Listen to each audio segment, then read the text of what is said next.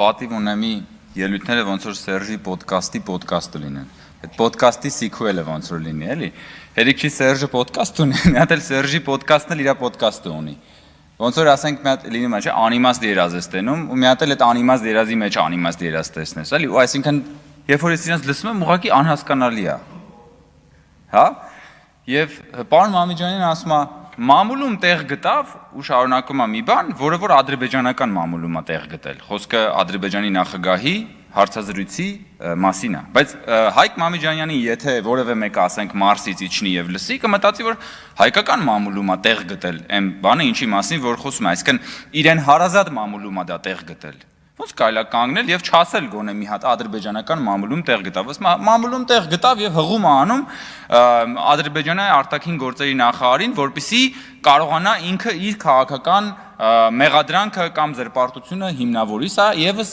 հետաքրքիր նյուանս է, որը որ բացահայտում է իրենց մտածողության բանը, էլի, այդ մակարդակը։ Եվ ես նայում եմ, որ Քոչարյանի, Սերժ Սարգսյանի այս հարցազրույցները, ոդկասթները եւ այլն մարդկանց նյարդայնացնում է, անհանգստացնում է։ Ես ուզում եմ ասել, որ պետք չի նյարդայնանալ սիրելի ժողովուրդ։ Պետք է ուղղակի նայել եւ հասկանալ, որ սա եւս ժողովրդավարության ձեռքբերումն է։ Օրինակ, որ Սերժ Սարգսյանը պատրաստ է ժամերով նստի եւ, ասենք, խոսա, Սերժ Սարգսյանը ժամերով նստի եւ խոսա։ Ո՞վ է տեսել Սերժ Սարգսյանին հոդաբաշխ միտք արտահայտելիս, երբ որ ինքը 10 տարի եղել է Հայաստանի Հանրապետության նախագահ, կամ Ռոբերտ Քոչարյանը, որ երբ որ նույնիսկ քնածա տարասխալ է անում։ Բայց ասենք ինքը հիմա, ասենք ամիսը մեկ բան հարցազրույց անի։ Ինչի համար է սա։ Որովհետեւ իրենք արդեն գործում են ժողովրդավարական կառավարման համակարգում, որտեղ իրենց հույսը պիտի դնեն իրենց խոսքի վրա, որովհետև փողի վրա հույս դնում են չի ստացվում, կրիմինալի վրա հույս դնում են չի ստացվում, սրբապիղծ տերտերների վրա հույսը դնում են չի ստացվում, ինչի վրա հույսը դնում են չի ստացվում, մտածում են դե լավ, մի հատ կարող է նաև մեր խոսքի վրա հույսը դնենք եւ խոսքի վրա էլ տեսնում ենք ոնց է ստացվում իրանց մոտ։ Եվ ամփոփելով ուզում եմ ասել, որ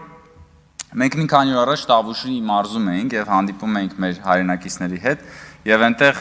տավուշցիներից մեկը մոտեցավ ինձ այսպես կիսա շշուկով ասեց պարոն Կոնջարյան հանկարծ այդ մարդակերներին իշխանությունը չհանձնեք։ Ես ասացի, որ այդ մարդակերներին իշխանություն հանձնող կամ չհանձնողը դուք եք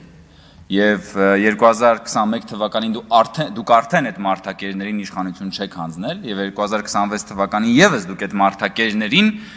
իշխանություն չեք հանձնելու, որովհետեւ Հայաստանի Հանրապետությունում մարդակերների իշխանությունը անշրջելիորեն ավարտված է եւ մարդակերների իշխանության պարագլուխները ուզում է ոդկասթ անեն, ուզում է գլուխ կոնձի տան, ուզում է Հանրապետության հրապարակում բալետ պարեն, իրենց իշխանությունը վերջնականապես Հայաստանի Հանրապետությունում ջախջախված է։